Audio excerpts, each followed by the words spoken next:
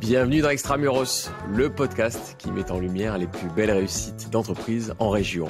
Aujourd'hui, direction Rennes, où j'ai le plaisir d'interviewer Olivier Baudet, le DG France de Claranet. Claranet, c'est le pionnier de l'Internet en France, ou en tout cas un des pionniers. Je suis Guillaume Pellegrin, le fondateur de Newton Offices. De Marseille à Lille, en passant par Bordeaux ou Lyon, j'interroge des dirigeants pour comprendre avec vous les raisons de leur succès extramuros. Dans cet épisode, Olivier va nous expliquer en fait comment fonctionne Internet, tout simplement. Et puis, vous verrez également comment cette entreprise a déménagé son siège de Paris à Rennes pour connaître de multiples vies dans le développement sur l'Internet et la transformation digitale. C'est parti!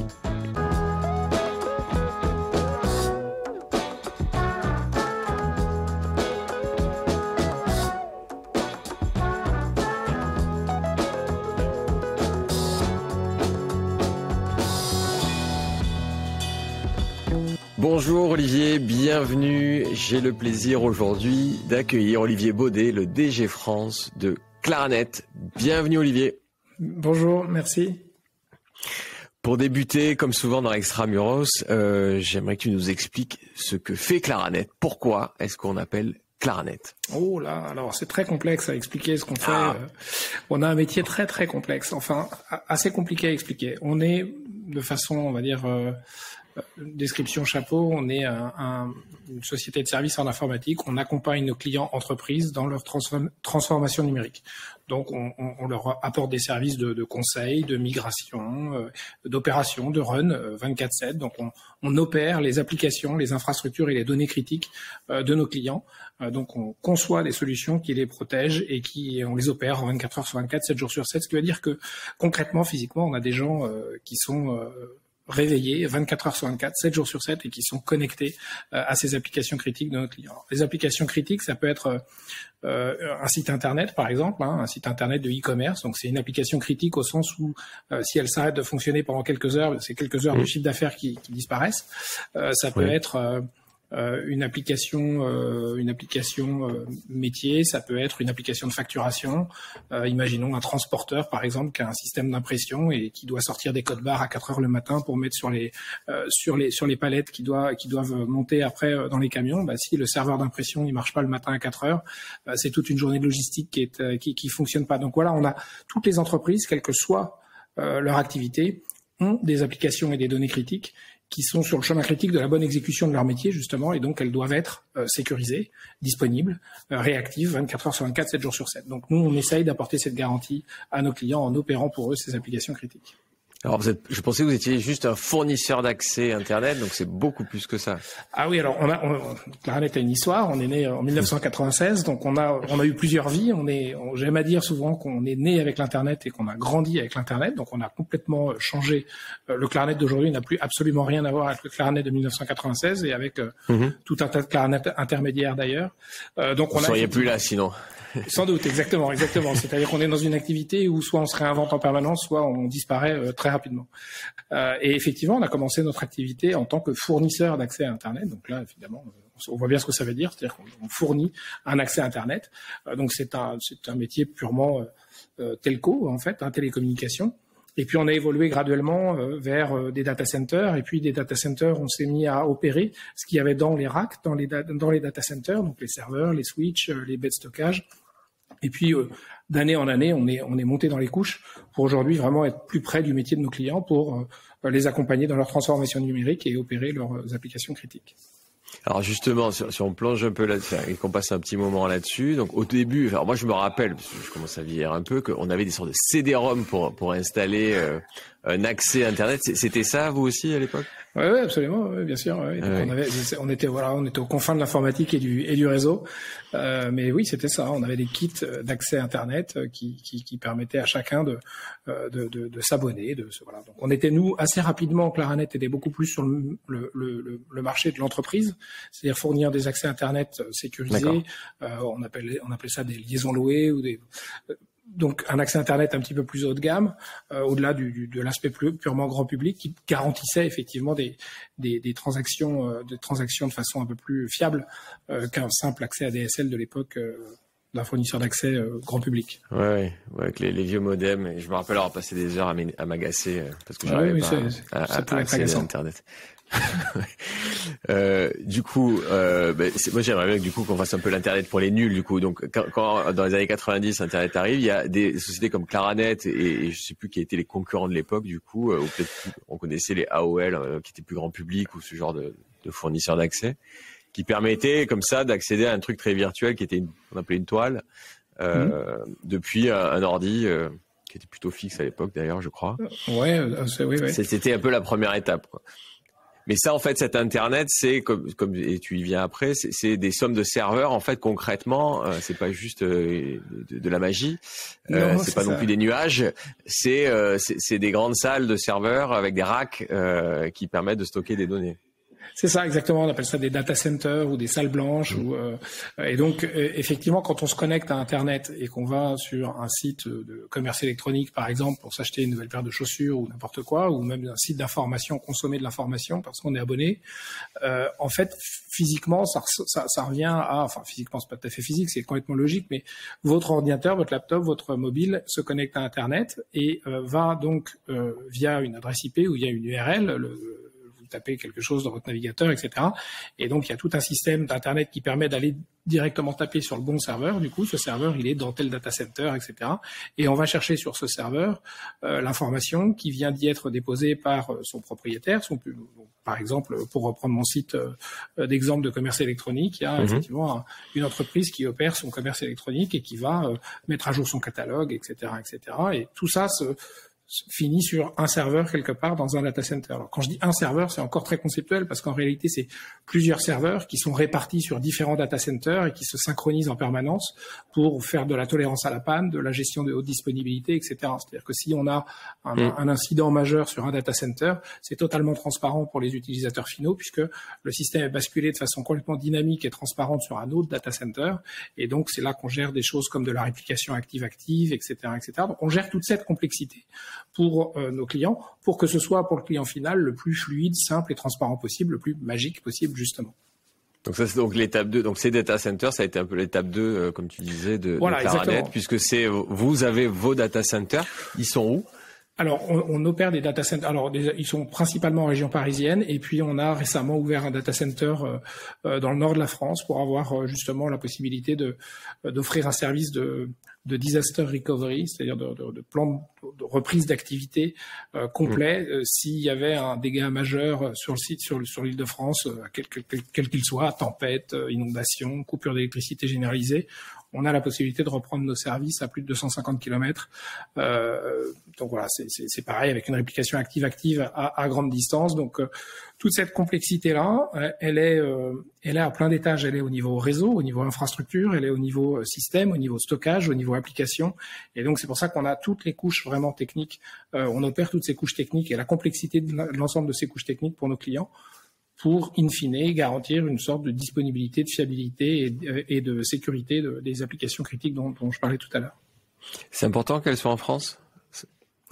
C'est important. Alors, c'est important qu'elles soient en France. Pour certains de nos clients, c'est essentiel. Pour d'autres, ça n'a que peu d'importance. On opère aussi des applications sur du cloud public, des clouds publics type Amazon Web Services, AWS, Azure ou d'autres, qui eux sont par nature mondiaux, où là on a justement certains clients préfèrent le bénéfice de ces clouds publics parce que justement peut-être ils ont des clients en Amérique du Sud, en Asie, et en s'appuyant sur ces clouds publics, et bien du coup on va s'affranchir de la distance et on va avoir les applications qui sont au plus près de leurs utilisateurs finaux. Donc ça, nous on va pouvoir opérer ça pour eux de la même façon. Et puis d'autres clients sont très sensibles, des établissements de santé ou des OIV sont très sensibles à la dimension souveraine de l'infrastructure qu'on opère pour eux, et donc ils veulent absolument se garantir sur le fait que l'intégralité des applications et des données restent sur le territoire français et ne sont jamais hébergées ailleurs que sur le territoire français. Donc là aussi, je fais exprès de faire l'internet pour les nuls. Donc quand tu parles de cloud, c'est le fait d'aller stocker des données qui sont pas sur du hard, des appareils qui sont dans tes bureaux ou chez toi, mais de le faire à l'extérieur. C'est ça. Donc soit c'est chez Claranet en France par exemple, ou alors quand on parle de ce fameux Amazon, qui ne fait pas beaucoup d'argent sur ce qu'on voit en shopping, mais plutôt sur la partie qu'on appelle AWS, qui sont donc ces serveurs, ces clouds, ces appareils physiques, mais qui, comme tu le dis, sont publics. Ça veut dire que, si j'ai bien compris, ils sont partout dans le monde. Ils sont partout dans le monde. Voilà. Donc quand tu mets tes data, quand tu mets tes data chez eux, tu sais pas vraiment où elles sont, et alors parfois ça t'est égal. Au contraire, c'est un intérêt pour ton business. Alors on peut savoir où elles sont au niveau géographique, c'est-à-dire qu'on a à avoir une plaque, par exemple une plaque France, une plaque Allemagne, une plaque Royaume-Uni, une plaque US, une plaque Amérique du Sud, etc. Donc on sait que quand on déploie nos applications sur cette plaque-là, on sait que ça va être sur cette plaque-là. Et quand on déploie sur la plaque Royaume-Uni, par exemple, on n'a aucune idée et on ne peut pas savoir où dans le Royaume-Uni ça va être hébergé. Donc typiquement, il y a des problématiques de conformité. Ce sont pas des plateformes qui sont auditables. Parce que pour des raisons de sécurité et de secret industriel, ces opérateurs de cloud public choisissent que l'endroit physique, le data center, parce qu'in fine, ils sont dans un data center comme tout le monde, avec des serveurs comme tout le monde. On en fait totalement abstraction jusqu'à un point où, en fait, on n'a pas le droit de savoir où c'est. Ni moi, ni personne. Et donc, c'est pas auditable. Personne ne peut aller vérifier que tout est fait dans les règles de l'art, etc., etc. Donc, c'est une sorte de boîte noire. Et c'est en ça qu'on a ce concept un peu nébuleux de cloud, puisque, à part ceux qui les opèrent, personne ne voit exactement comment c'est fait, où c'est fait, et on ne les adresse que d'un point de vue logique et pas du tout d'un point de vue physique. Alors que nos infrastructures à nous, par exemple, sont parfaitement auditables. Donc, quand on héberge un système d'information pour un centre hospitalier, par exemple, qui a besoin d'être audité, hébergeur de données de santé, choses comme ça, on sait où c'est visitable, on peut faire venir un auditeur qui va pouvoir vérifier que tout est fait sur la sécurité physique, la sécurité logique, que tout est fait dans les règles de l'art. Donc pour toutes ces raisons-là, le cloud a beaucoup d'intérêt, le cloud public a beaucoup d'avantages, beaucoup d'intérêt, mais aussi quelques inconvénients qui sont compensés par justement des infrastructures comme celle de Claranet qui peuvent venir en complément et avec une proposition de valeur un petit peu différente. Très bien. Moi qui suis investisseur dans l'immobilier avec Tivoli Capital, je me pose la question suivante, c'est à qui appartiennent ces data centers? Ce sont les vôtres? Vous possédez les murs ou vous êtes uniquement locataire de ces lieux? On est locataire. En fait, le marché des propriétaires de data centers s'est largement consolidé au cours de ces dernières années. C'est un métier à part. C'est un métier très très lourd en capex. Il y a beaucoup d'investissements. Ce sont des mètres carrés qui coûtent extrêmement cher, parce qu'ils sont sécurisés à tout point de vue, sécurité logique, sécurité physique. Il y a de la double induction EDF. Donc, bref, il y a toute une complexité. Il faut que ce soit à proximité de voies d'accès, parce qu'il y a des gros moteurs qui peuvent prendre le relais après en cas de coupure électrique, etc., qui doivent pouvoir être alimentés. Enfin, bon, c'est toute une complexité d'organisation et un niveau d'investissement qui fait que c'est un métier à part entière. Et nous, Claranet, on n'est pas du tout sur ce métier-là. On est vraiment sur la couche au-dessus. On est plus près de l'application que du data center en vérité. Très bien. Et je fais un peu de teasing. Je pense qu'on aura un épisode extramuros bientôt sur cette partie-là. Mais du coup, pour moi, tout ça soulève deux points sur lesquels on reviendra plus tard, qui sont la souveraineté et l'énergie. Et du coup, avec cet hiver, winter is coming, quelques sujets à évoquer qui m'intéressent beaucoup. Ça m'intéressera de t'entendre là-dessus. Du coup, voilà, donc bien compris, fournisseur d'accès, data center, et maintenant vous êtes sur plus de services pour vos clients qui sont des entreprises.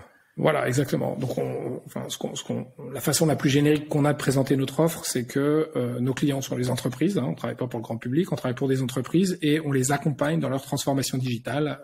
On leur apporte du conseil, on leur apporte de l'architecture, on conçoit des solutions techniques pour eux, et puis on les opère. Donc, il y a vraiment les trois phases: le design, build et run. Très bien. Et c'est qui vos clients? Quel type de clients, si tu peux pas les citer, mais... Alors, ça peut être tout type de clients.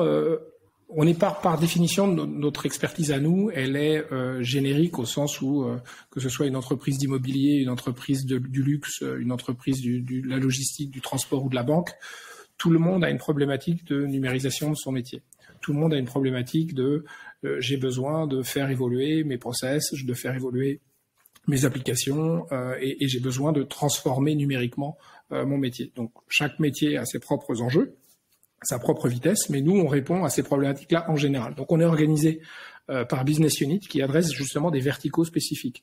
On ne va pas aller adresser les clients du luxe de la même façon que les clients de la logistique ou les clients de l'assurance, par exemple, etc. Donc on est vraiment organisé comme ça pour coller en proposition de valeur au plus près des besoins de nos clients. Donc typiquement, si je prends l'exemple des assurances et des mutuelles, ils sont en pleine transformation de leur modèle. Ils passent d'un modèle d'agence à un modèle de digitalisation du parcours de l'usager, de l'adhérent ou du client. Et donc, on les accompagne complètement dans ce schéma-là. Ça veut dire mettre en place des sites Internet et des back-office en ligne qui permettent d'accompagner cette digitalisation. Donc, on ferme une agence pour mieux accompagner nos clients avec une application mobile, avec un site Internet, etc., etc. On les aide avec des modèles prédictifs à détecter de la fraude ou à anticiper de l'attrition, etc., etc. Donc, on est vraiment sur ces sujets où on sait que nos clients, quelle que soit leur verticale, ont des enjeux de transformation numérique, et nous, on les accompagne dans la conception, le développement et l'opération de ces grands briques de transformation digitale. Mais du coup, vous leur proposez des solutions existantes, d'outils qui existent, ou c'est vous qui les faites? Alors, je prends un exemple. Nous, tu vois, on doit passer une autre étape sur la partie comptable, par exemple, et on va aller prendre un acteur français qui existe. Comment ça marche avec vous?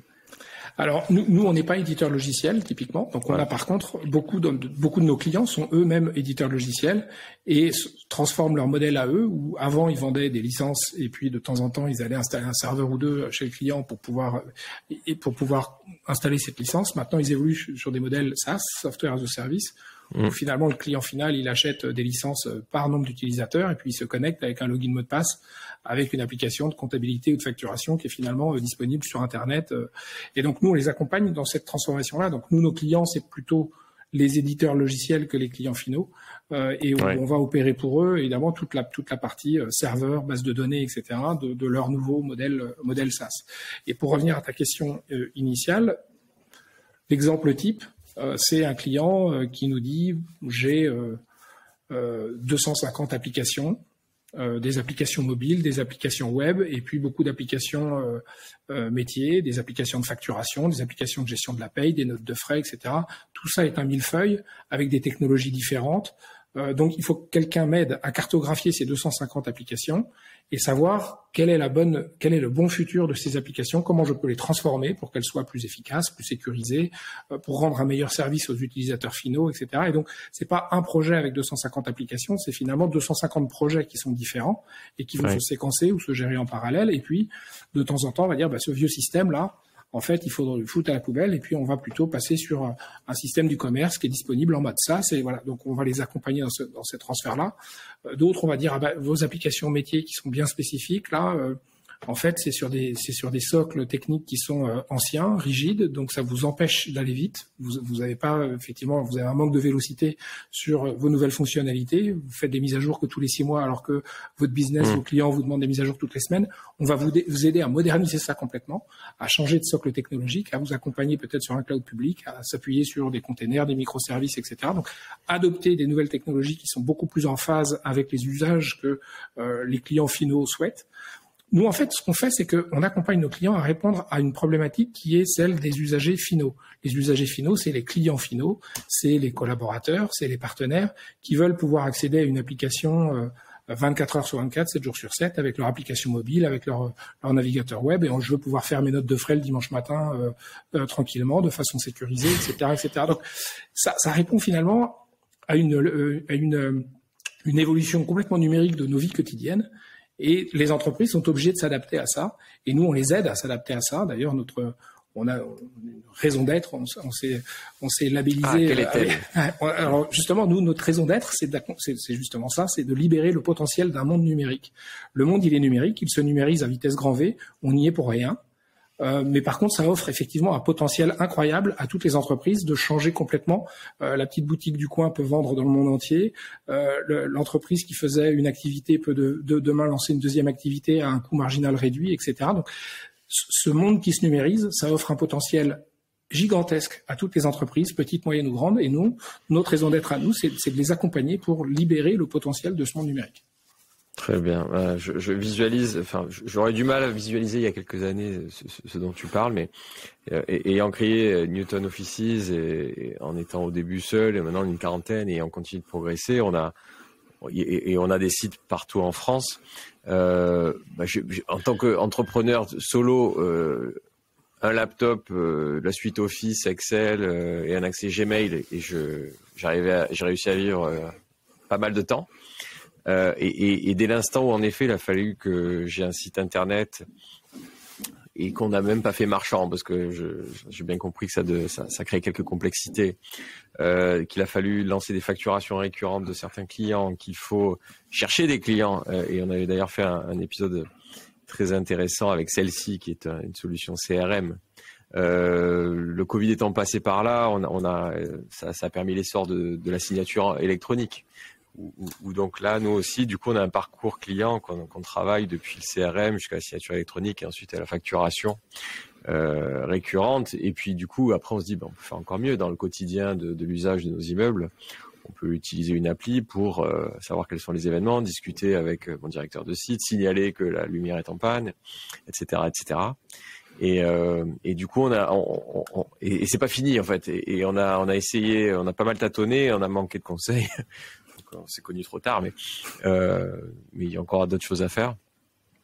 On avait manqué un peu de conseils au début. On a voulu prendre un seul et même outil qui allait tout faire, un énorme ERP, pour ceux qui connaissent. Et ça a été galère parce qu'on n'était pas staffé pour aller vers ça. Et puis on s'est replié vers des solutions SaaS, donc du logiciel as a service.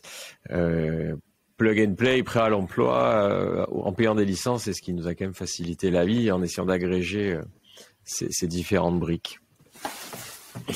Mais enfin, c'est une phrase que je répète souvent, mais n'importe quel business, quelle que soit sa taille, quelle que soit sa nature, est exposé à ce besoin de se numériser. Même les notaires s'y sont mis. On signe chez un cabinet de notaire, on signe avec un crayon et tout est numérique finalement, etc. On repart plus avec des gros paquets de papier. Enfin, il y a comme ça une numérisation inévitable de nos vies. On peut le regretter, on peut trouver ça génial. C'est comme ça. Voilà. Et donc nous, on est là pour accompagner ce mouvement et pour faire en sorte que les entreprises clientes en tirent un maximum de bénéfices, c'est-à-dire qu'elles puissent, encore une fois, libérer leur potentiel dans ce monde qui se numérise. Et c'est parfois complexe, c'est-à-dire que c'est complexe techniquement, mais ça lève des enjeux de culture, d'organisation, de sécurisation, évidemment, puisqu'on veut que tout soit ouvert tout le temps, c'est très bien, mais il faut que ce soit quand même sécurisé. Donc, il y a une complexité d'enjeux qui s'entremêlent, qui fait qu'effectivement, partir avec un ou plusieurs partenaires, c'est pas complètement... c'est plutôt ce qu'il faut faire. Ouais, et puis ça pose vraiment la question au chef d'entreprise que je suis tu veux aller vers quoi? Qu'est-ce que tu vas vouloir du coup proposer à tes clients et qu'est-ce que tu es prêt à intégrer dans ton organisation pour faire face à ces choix que tu fais? Avoir des développeurs ou pas en interne, c'est une question. Absolument. On le voit bien d'ailleurs verticaux par verticaux en fonction de la maturité. Dans le retail, par exemple, la numérisation s'est faite peut-être avant d'autres secteurs où il y a effectivement l'avènement du commerce électronique. Et on voit que chez les géants de la distribution, on a aujourd'hui internalisé beaucoup de fonctions dites informatiques, donc typiquement des développeurs, même des gens qui sont en capacité d'opérer un marketing digital. C'est devenu cœur métier en fait pour un retailer que d'avoir cette capacité numérique à la maison et donc s'appuyer sur des partenaires en débordement. Alors après sur des choses complexes comme l'hébergement, l'infogérance, comme ce qu'on fait pour eux, mais sur le cœur de leur métier, leurs applications, de plus en plus ils ont internalisé une force de frappe chez eux. Très bien.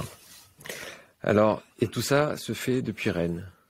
Alors pas que, mais oui, effectivement, notre centre de gravité est à Rennes, oui, effectivement. Et tu peux nous raconter l'histoire, comment vous êtes retrouvés?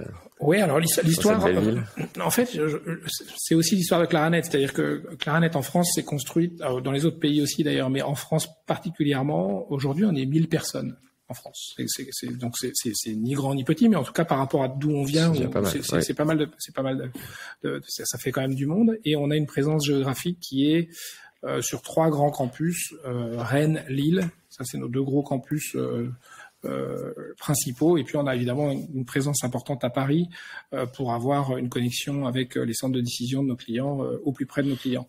Mais le poumon opérationnel de nos activités, c'est à Rennes et à Lille. Et c'est le reflet aussi de la façon dont Claranet a grandi au fil du temps, c'est-à-dire qu'on a fait de la croissance organique, mais aussi des acquisitions. On a racheté des sociétés. Moi-même, j'ai rejoint Claranet en 2005 en vendant ma société que j'avais créée à Rennes à Claranet. On a fait 9 acquisitions en tout depuis, donc des petites, moyennes, plus grandes entreprises. Donc c'est aujourd'hui une sorte de fédération, si tu veux, d'entrepreneurs et puis aussi d'esprit d'entreprise et d'histoire d'entreprises qui ont vu qui sont nés à droite et à gauche. Et donc on a effectivement cet ADN rennais depuis 2005. On a continué de grandir autour de nos équipes de l'époque. On était une petite quarantaine à l'époque, on est aujourd'hui à peu près 300 à Rennes, on est 350 personnes à Lille. C'est pareil, c'est le fruit de plusieurs acquisitions et aussi du développement organique qu'on a trouvé sur ce bassin. Les bassins de Rennes et de Lille, ils sont assez comparables au sens où ce sont des villes très dynamiques qui ont un très très bon bassin d'écoles d'ingénieurs, d'universités, et donc on a réussi à tisser sur place suffisamment de relations avec les écoles, avec l'écosystème, etc., pour justement créer effectivement les conditions d'une croissance organique importante sur ces sites de Rennes et de Lille.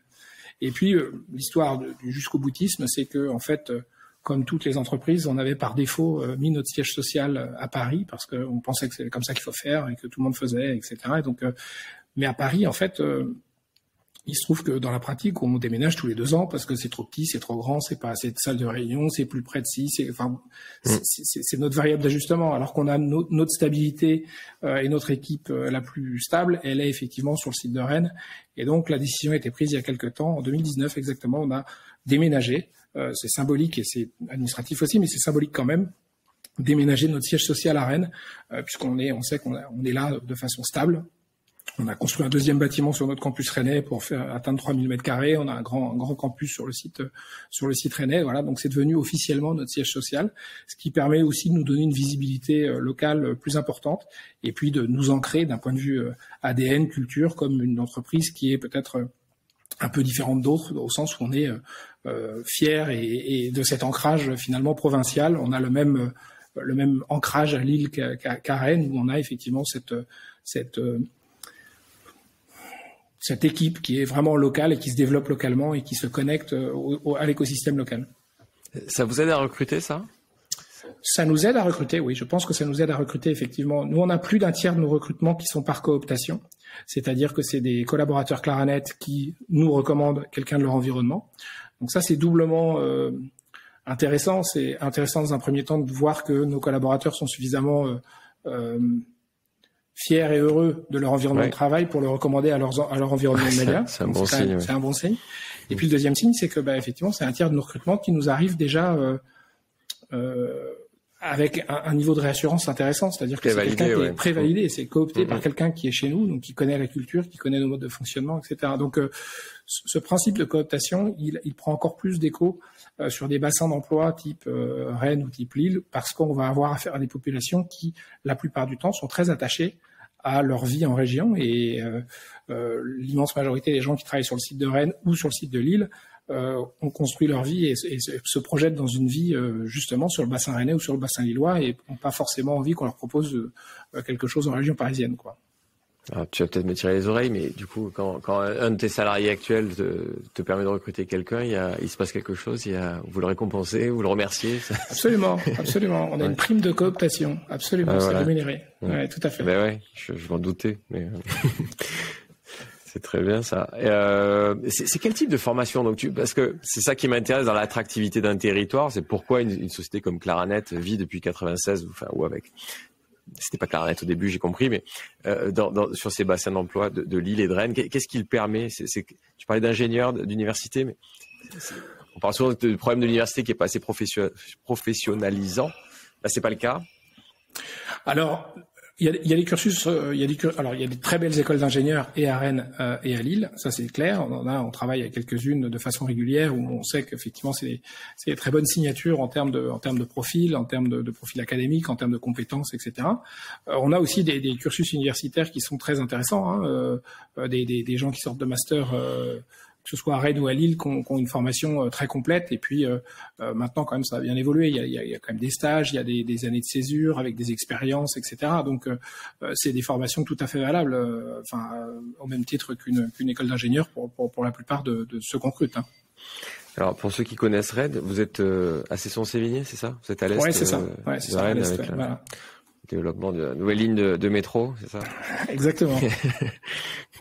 Comme l'aménagement du territoire, c'est important. Et toi, l'histoire est assez marrante. Du coup, tu t'es fait racheter. Aujourd'hui, tu es le DG du groupe. C'est une belle histoire. Ouais, hein, c'est une belle histoire. Ouais, à titre perso, c'est une très belle histoire. C'est vrai, c'était pas forcément prévu comme ça, mais je me souviens que quand j'avais vendu ma société à Clarinet, j'avais promis à Charles Nasser, le CEO fondateur du groupe, que je lui garantissais de rester au moins 1 an pour m'assurer que la transition se fasse bien. Moi, ça me tenait à cœur, sincèrement. C'est-à-dire que j'avais des collaborateurs et des clients qui m'avaient fait confiance. Alors j'avais une toute petite boutique et je voulais surtout pas que cette confiance soit trahie. Donc, je voulais m'assurer que tout se passe bien dans cette transition. Voilà, ça c'était il y a 17 ans et je suis toujours là. Donc, c'est que ça se passe bien pour moi aussi. Bah oui, bravo.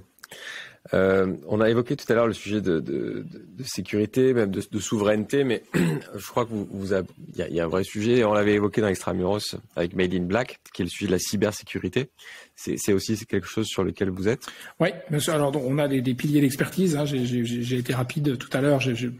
On a cybersécurité, c'est un des piliers, un des 4 grands piliers de nos savoir-faire. Donc, on a une équipe dédiée en cybersécurité. Et là encore, les pôles Rennes et Lille sont très intéressants parce que on a là 2 bassins des écosystèmes forts en termes de cybersécurité française. Donc, ça nous permet effectivement aussi d'être partie prenante de ces écosystèmes cybersécurité. Donc oui, on a une offre complète défensive offensive sur la partie cybersécurité. Donc, on aide nos clients à se sécuriser, à détecter leurs vulnérabilités, à tester leurs applications, leurs infrastructures, qu'est-ce qui est à protéger mieux, quelles sont les brèches, les failles, comment on les fixe, et puis comment 24 heures sur 24, 7 jours sur 7, on se met en détection permanente pour éviter que ils se retrouvent confrontés à une situation d'incident ou d'incident de sécurité.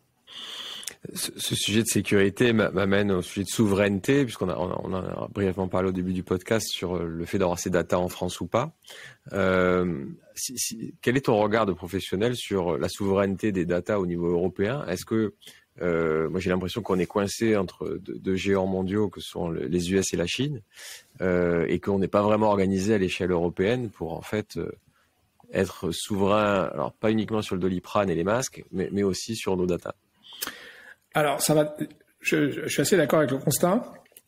Quand on parle de souveraineté, il faut qu'on arrive à définir plus précisément de quoi on parle. C'est-à-dire que quand on prend des recommandations un petit peu extrêmes de souveraineté, il faudrait utiliser du matériel et du logiciel qui soient européens ou français. Et là, ça devient très compliqué parce qu'on a des géants mondiaux qui se sont installés au niveau des infrastructures réseau, par exemple, ou au niveau. C'est très difficile de faire sans les technologies américaines. Aujourd'hui, une plateforme de cloud, foncièrement, c'est à peu près impossible. Les technologies de compute, de storage, de microprocesseurs, il y a rien d'européen là-dedans. Donc, ça dépend où on met la frontière. Si on accepte l'idée que le matériel il peut venir des États-Unis, de la Chine, de l'Asie, etc. Après, c'est toute l'intelligence qu'on met au-dessus, toute la partie logicielle.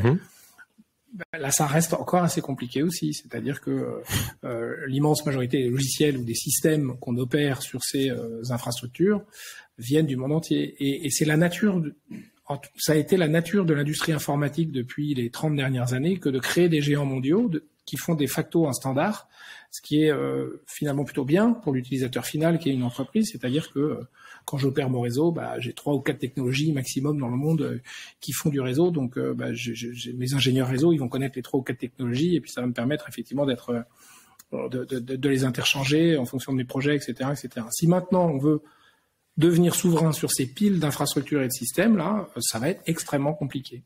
Donc moi, je pense que sur ces couches-là, il faut qu'on fasse un peu abstraction, c'est-à-dire que il faut qu'on accepte l'idée d'utiliser, de manipuler des technologies internationales. Après, c'est toute la couche du dessus qui est intéressante, c'est-à-dire ces infrastructures, on les met où? Sur quel territoire? C'est-à-dire ça répond à quelle législation?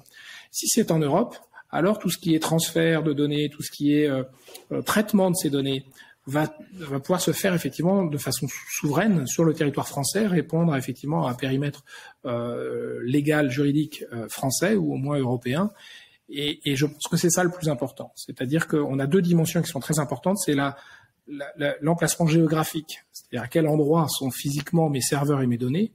J'ai besoin de le savoir et j'ai besoin de savoir que c'est dans un endroit qui peut pas, qui est souverain au sens où il n'y a pas un État quelque part au donné qui peut dire je ferme la porte ou je coupe les liens et puis t'as rien à dire.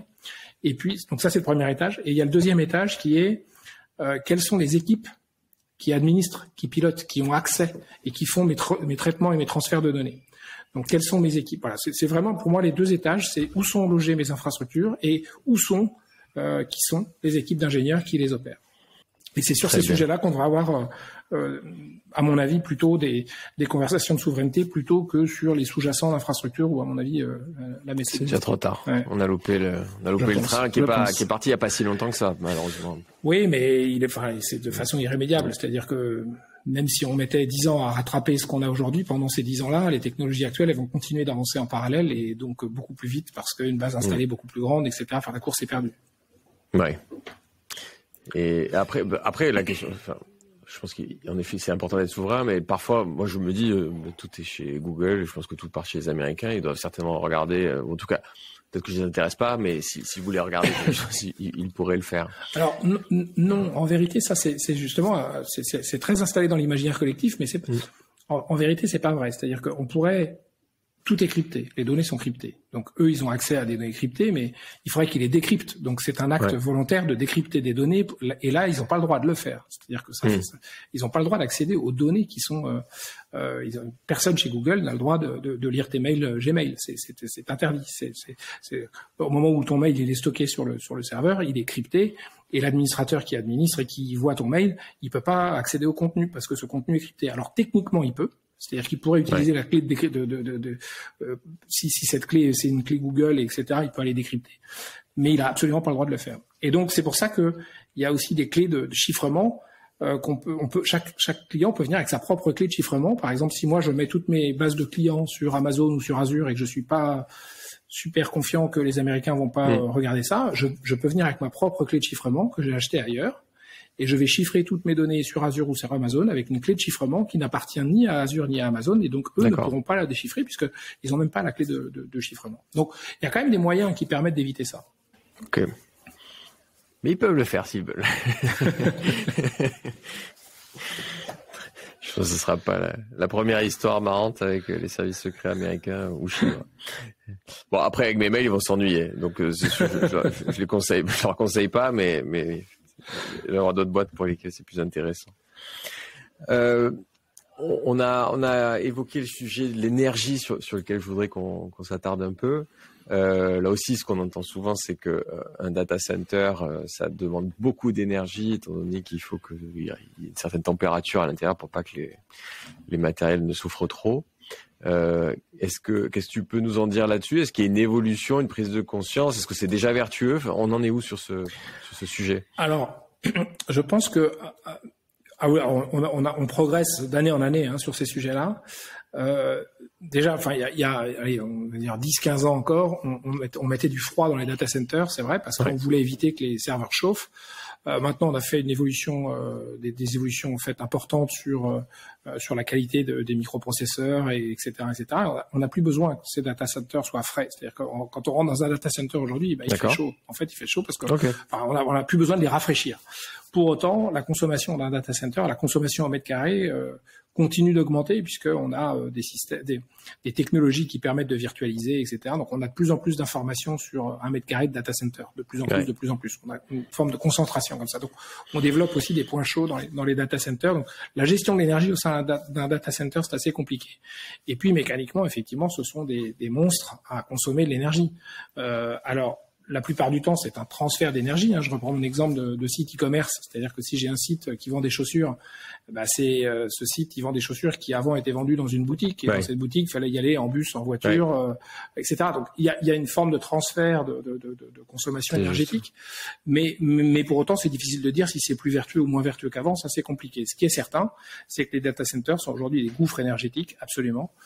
Et donc ça pose deux questions. C'est comment on fait pour réduire d'un point de vue écologique l'impact de ces data centers au fil du temps. Et là, il y a quand même une prise de conscience qui a été importante au cours des dernières années, que ce soit les constructeurs de matériel, les opérateurs de data centers. Il y a beaucoup d'initiatives qui ont été faites pour justement, au fil du temps, améliorer cet impact énergétique. Il y a maintenant quelques data centers où on a même de la récupération de chaleur qui sont directement remis dans les circuits de chauffage urbains, etc., etc. Et puis il y a le deuxième aspect, qui est l'aspect économique, c'est-à-dire qu'avec une flambée des prix de l'énergie, aujourd'hui, c'est vrai que c'est des monstres à opérer d'un point de vue, c'est très énergivore, et du coup, là, il n'y a pas de protection. C'est effectivement des prix qui ont augmenté qui ont fait x2,5 à peu près en un an. Avec le bouclier tarifaire. Là, il y a pas beaucoup de boucliers tarifaires là pour le coup. C'est pas très protégé là. Très bien. Et pour pas que ça plante, donc il peut y avoir une autonomie, une production d'électricité en local sur ces data centers. Ah ouais, alors il y a tout un système. Ça doit être une puissance phénoménale. Il y a un data center, donc il y a différents tierings, mais le data center le plus, on va dire le plus robuste, doit répondre à tout un tas de normes pour garantir qu'il sera jamais en situation de coupure d'électricité. Donc c'est une double induction électrique, donc ça veut dire que le réseau EDF arrive par deux inductions différentes, par deux plaques EDF. Donc même si EDF venait à avoir une grosse coupure de courant, eh bien il y aurait la deuxième induction qui vient d'une autre plaque, d'une autre ligne qui permettrait de maintenir l'alimentation du site. Si tout venait à couper en même temps, alors il y a des générateurs qui peuvent produire de l'énergie pendant plusieurs heures, voire plusieurs dizaines d'heures. Ça dépend de la dimensionnement de ces générateurs. Et puis après, derrière en relais, c'est des moteurs, carrément, c'est des gros moteurs comme des moteurs de bateau, qui produiraient de l'énergie, où là, il faudrait les nourrir en gasoil. Donc vous voyez, il y a quand même toute une séquence qui permet de garantir que avant qu'un data center se retrouve en panne sèche d'électricité de façon pérenne, c'est très compliqué, c'est très protégé. Et au moment où on parle de sobriété énergétique, alors nous, je pense que c'est juste une anecdote, mais on a chez Newton vidé nos boîtes mail et on a viré tout ce qui était inutile, les acceptations à des rendez-vous, tous ces emails qui étaient archivés, qui ne serviront plus jamais à rien, mais qui étaient archivés. J'imagine que ça change pas grand-chose malgré tout à l'échelle d'un serveur, mais est-ce qu'il y a plus globalement des mesures à prendre un peu dans ce sens pour limiter aussi l'utilisation de ces serveurs? Oui, alors bien sûr, à partir du moment où on stocke une information qui n'est pas utilisée, effectivement, on a une empreinte carbone inutile, ça c'est sûr. Alors au niveau des serveurs, typiquement, pour reprendre l'exemple des mails, et l'exemple des données qui sont en data center plus généralement, on a tout un système de tiering aussi au niveau du stockage où en fait le système est suffisamment intelligent pour savoir que telle donnée est consultée régulièrement et donc elle doit rester effectivement sur des disques avec des accès rapides, etc. Et là on a une consommation d'électricité évidemment.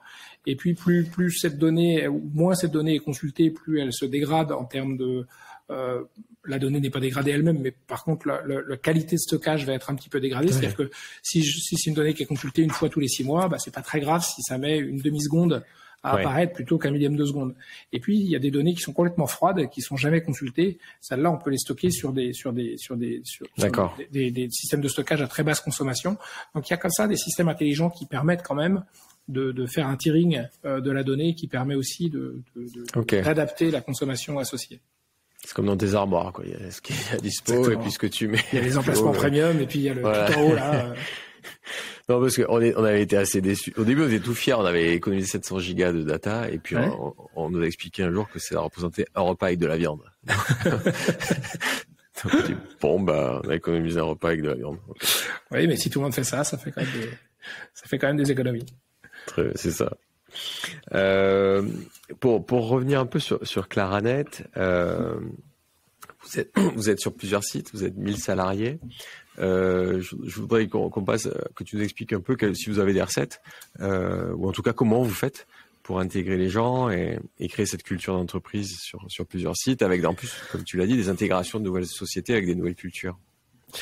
Ouais, alors l'entretien et l'animation de la culture d'entreprise, c'est un sujet essentiel, et c'est aussi un sujet pas facile. On avait avant 2020 une complexité de multisites. On est à Rennes, à Lille, à Paris, un peu à Bordeaux, à Caen, à Nantes, etc.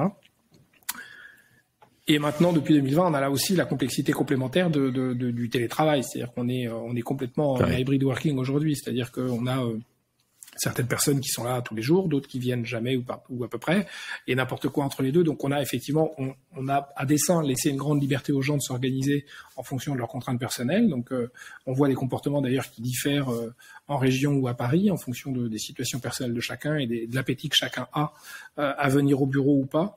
Donc on a des points de passage un petit peu obligés de temps en temps au bureau, mais c'est quand même une grande liberté qui est donnée à chacun. C'est quoi la différence entre l'usage des deux? Tu vois une différence entre Paris, Paris pratique de télétravail, Paris-Province là-dessus? Ou en tout cas, les motivations à l'utilisation de ce hybrid working sont différentes. C'est-à-dire que on va avoir des comportements typiques à Paris qui sont des gens qui peuvent pas travailler chez eux parce que trop petits, parce que ils ont pas coloc, etc. Donc ils viennent au bureau, ils veulent pouvoir venir au bureau, ils y sont bien et ils viennent tous les jours. D'autres, au contraire, sont allés s'installer dans une petite maison où ils ont un petit confort, mais cette maison, elle est plutôt à 1h et quart de transport. Ouais. Et donc là, eux, ils se disent, non, moi, je vais venir que quand j'aurai vraiment besoin de venir, parce que ça me sauve 2h30 de ma journée, et puis je travaille de façon confortable à la maison, et puis j'ai un équilibre de vie qui est bien meilleur comme ça. Et donc voilà, donc on voit bien que ça répond aussi à des problématiques complètement individuelles. En province, on aura plutôt d'autres traits de comportement, c'est-à-dire que en règle générale, les gens ont plutôt envie de venir au bureau de temps en temps pour retrouver la vie de bureau, les collègues, la machine à café, déjeuner le midi, mais ils veulent éviter les bouchons de 8h30 le matin. Donc on prend les 3 premiers rendez-vous le matin, on les prend plutôt en Teams ou en Zoom, et puis à 10h, on arrive au bureau, on a évité les bouchons, on repart un peu avant ou un peu après les bouchons du soir. Donc ça permet d'adapter sa journée en fonction des contraintes. Donc on voit ces comportements qui sont un petit peu différents effectivement entre la province et Paris. Mais tout ça pour revenir à ta question initiale, nous pose encore une complexité supplémentaire dans notre dynamique de animation de la culture d'entreprise. Donc on faisait déjà des investissements importants avant, mais on a mis les bouchées doubles. On veut vraiment organiser des événements. Ça peut être des séminaires, des réunions d'équipe. On veut des temps qui soient impactants. Quand on fait se déplacer les gens, quand on leur demande de venir sur un événement, il faut que cet événement il soit impactant pour justement créer le lien et remplir un peu de batterie de culture commune pour que chacun puisse effectivement avoir ce sentiment d'appartenance, le développer quand il retourne en télétravail chez lui. Et on a mis en place d'ailleurs récemment, l'année dernière, on a mis en place un nouveau séminaire qui vise à intégrer les nouveaux arrivés. C'est-à-dire qu'on a une fois par trimestre, même un petit peu plus, on a des promos d'une 50aine de personnes qui se décomposent en général en 40 nouveaux arrivants et une dizaine d'ambassadeurs, d'anciens qui sont eux porteurs de cette culture existante de la société. C'est pas des redoublants du coup, non, c'est pas des redoublants, c'est des ambassadeurs, exactement. Et donc ils partent à une 50aine, ils partent 2 jours, 3 nuits dans un endroit un peu tenu secret, avec un agenda assez tenu secret. On parle pas de boulot du tout, il n'y a pas de slide, il y a rien. C'est vraiment que du fun et de la cohésion d'équipe. Et l'idée, c'est effectivement de créer ce sentiment d'appartenance. Et là, c'est complètement multi-site, multi-équipe, et ça permet de créer ce premier impact important après quelques semaines seulement chez Claranet. Et ça permet effectivement c'est le premier pas vers cette cohésion d'équipe globale et qu'on essaye d'entretenir par, encore une fois, l'organisation de petits et grands événements. Il n'y a pas besoin de faire un truc extrêmement surdimensionné, simplement une petite plancha ou un barbecue un midi et on fait venir du monde et ça crée effectivement ce lien. Et tout reste secret, du coup. Alors sur ce séminaire, tout reste secret. Tout reste secret. Avant absolument. Et après. Très bien, on a compris. Quand je t'ai écouté sur les déplacements, que ce soit à Paris ou en région, moi qui propose des immeubles de bureaux en région, je dis souvent qu'en fait, depuis 2020, enfin depuis cette crise sanitaire, on s'est posé la question du lieu de travail. Pourquoi aller au bureau? C'est-à-dire que on s'est jamais vraiment posé avant. Et évidemment, étant donné qu'on est capable, que ce soit à Paris ou en région, de travailler depuis son domicile ou le café d'en bas, si on va au bureau, que ce soit 20 minutes de métro, 1h30 de bagnole ou de train, il faut qu'il y ait autre chose, en fait. Il faut qu'il y ait quelque chose de mieux, de différent que la maison. Et si c'est pour se retrouver enfermé dans un petit bureau avec son ordi portable, eh ben cet ordi portable, il peut être à la maison et ça sert à rien de venir. Donc, il faut arriver à penser les lieux pour permettre aux équipes de se constituer et de prolonger le séminaire, en fait, de prolonger cet esprit d'équipe et penser les immeubles de bureaux comme aussi des agoras, des places de village, on les appelle un peu comme on veut. Exactement. Mais il faut quand même que ce mythe de la machine à café qui a même fait de mémoire une vieille série sur M6, c'est ça, c'est aussi ce liant du temps qui semble perdu, mais qui en fait crée les équipes et leur culture et prolonge leur culture en fait. Absolument. Non, mais on est complètement dans cette logique-là. Nous, on a du coup des petites équipes qui sont dédiées à cette animation de site sur chacun de nos sites et qui font un travail formidable d'animation de la vie du site. Donc, organiser la venue de tel food truck tel jour, avoir des cours de yoga le lendemain, des cours de cuisine le surlendemain, etc., etc. Donc, il y a en fait, il se passe quelque chose à peu près tous les jours et ça a vocation à créer ce lien pour ceux qui choisissent de venir, et puis aussi en creux ça a vocation à donner envie de venir à ceux qui le souhaitent. Alors leur donner une motivation supplémentaire, à se dire si je reste tout seul chez moi aujourd'hui, je vais avoir ça, et puis si je vais au bureau, je vais rencontrer mes collègues, etc. Puis en plus je vais avoir cette animation là ou ce truc qui est organisé, je vais pouvoir en prendre part. Voilà, donc bien sûr. Et c'est pas juste un club med inutile, ça crée une vraie culture d'entreprise et même à la fin de l'efficacité. De l'efficacité, tout ça. Ouais. Oui, on peut le voir même d'un point de vue purement mercantile. Hein. Ça améliore l'efficacité, absolument. Ouais, tout à fait. Toujours je crois que vous aviez aussi quelque chose quand on avait échangé, qui m'intéressait, c'était un codir à géométrie variable. En fonction du sujet. Comment ça marche, ça? On a une organisation générale qui est assez atypique, c'est-à-dire on s'est affranchi assez largement des systèmes plutôt hiérarchiques, pyramidaux, où une équipe a une fonction. Donc on a une organisation effectivement assez atypique de ce point de vue-là. Aujourd'hui, on est 1000 personnes à peu près en France. On a globalement 3 strates. On a 3 strates hiérarchiques. Donc on est vraiment une organisation très très plate, avec une décentralisation de la prise de décision. Et le comité de direction lui-même est à taille variable. On a ce qu'on appelle notre comité de direction restreint, où on n'est que 5. On a un CODIR plus structuré, qui est sans doute l'organe de gouvernance le plus régulier, structuré, où on est 14. Là, une représentation de toutes les équipes. Et puis on a ce qu'on appelle le CODIR étendu, où là on a 45 personnes à peu près, où on a tous les managers clés en fait. Et donc on a des cercles d'échanges, de discussions, de prise de décision qui peuvent être variables en fonction de la nature du sujet qu'on discute. Que vous appelez ad hoc ou qu'il y a déjà une fréquence dans l'agenda en début d'année? Alors il y a une fréquence structurée formelle dans l'agenda pour tout ce qui est CODIR restreint et CODIR normal, on va dire, plus de l'ad hoc.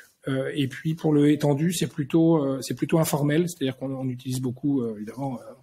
On est une boîte d'informatique, donc on utilise beaucoup d'outils de communication et de collaboration. Donc on est en permanence, à partager des idées, des articles, des remontées terrain, etc. Donc on utilise Slack beaucoup pour discuter entre nous. Nous aussi. Et je me posais encore une dernière question sur Claranet. Cette croissance, comment est-ce qu'elle a été financée? Alors, la croissance, elle a été financée de différentes façons en fonction de nos étapes. À l'époque des fournisseurs d'accès Internet, là, on avait fait un coup qui nous avait permis effectivement de financer une grosse partie de notre croissance future. C'est-à-dire qu'on vendait en fait des abonnements, des accès Internet prépayés. Donc, ça nous a généré une trésorerie importante. C'était des offres qui avaient une rentabilité raisonnable, mais pas délirante. Mais par contre, d'un pur point de vue financement de la trésorerie, c'était très intéressant. L'affaire négatif. On avait le cash avant d'avoir délivré le service et avant d'avoir payé nos fournisseurs. Et donc ça nous a permis effectivement de financer l'investissement, d'innovation, même des premières ouvertures de pays et de mettre en fait une espèce de pied à l'étrier à cette croissance organique un peu rythmée.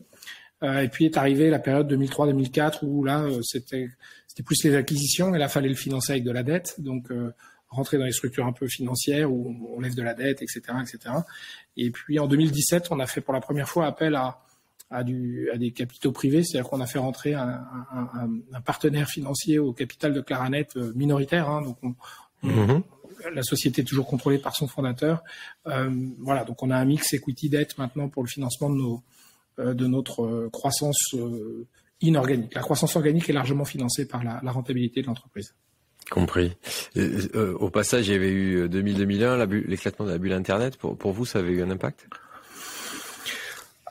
Alors, comme pour tout le monde, mais c'est surtout un impact indirect, c'est-à-dire que beaucoup de nos clients se sont retrouvés en situation difficile. Donc, par ricochet, on s'est retrouvé en situation un peu ralentie, puisque à partir du moment où il y a une partie importante de ta base client qui soit réduit la voilure, soit même disparaît qui totalement, souffre, évidemment, tu te retrouves impacté. D'une certaine façon, pareil pour la partie 2008-2009 où on a vécu on a observé un ralentissement extrêmement important autour de nous, en étant un peu protégés quand même. Nous, on a un modèle économique où nos clients sont abonnés d'une certaine façon à notre service. Oui. Et c'est le dernier service qu'ils vont couper. C'est-à-dire que, pour reprendre encore mon exemple de commerce électronique, ils vont peut-être réduire un peu le marketing, ils vont peut-être réduire un petit peu la vélocité des développements. Ils vont pas fermer le site. Oui, bien sûr. Bien sûr. 2008, c'était Liban, pour ceux qui n'ont pas connu, qui sont plus jeunes. Très bien. Toi, tu es à Rennes? Oui, moi je suis à Rennes, je suis basé à Rennes. T'as réussi à faire venir dans les locaux de ton ancienne société, du coup? Ah non, ils auraient été trop petits. Pas jusque-là, du coup, ils auraient été trop petits, d'accord. Ils auraient été trop petits. Très bien. Et alors, la question classique de fin de podcast Extramuros, toi, quand tu bosses pas, tu fais quoi? En restant discret, la question n'est pas indiscrète. Merci. Alors, j'aime beaucoup ce que je fais, donc j'ai aussi tout le temps le sentiment de bosser parce que j'ai toujours une réflexion en cours, un truc. Et parmi les choses que j'aime faire régulièrement, c'est juste prendre mes baskets et aller courir. Même si ces dernières semaines j'ai eu du mal à trouver le temps, mais plus généralement c'est ça qui me tient. J'aime bien la discipline d'un entraînement, donc je m'inscris à des marathons ou des semi-marathons. Oui, d'accord. C'est pas juste le petit footing, c'est pour faire. Ouais, alors des fois c'est le petit footing, mais justement j'aime bien la discipline de l'entraînement en fait, et donc je m'inscris à une course et comme ça je suis obligé de me discipliner. Il y a l'objectif, il y a le mur qui arrive et il faut ça pousse à pas lâcher la séance parce qu'il fait froid, quoi. Exactement. Bon, très bien. Eh bien, merci Olivier, merci pour toutes ces infos, bravo pour ce beau parcours. Merci beaucoup. Et à bientôt à Rennes, du coup. Merci, à bientôt. Merci.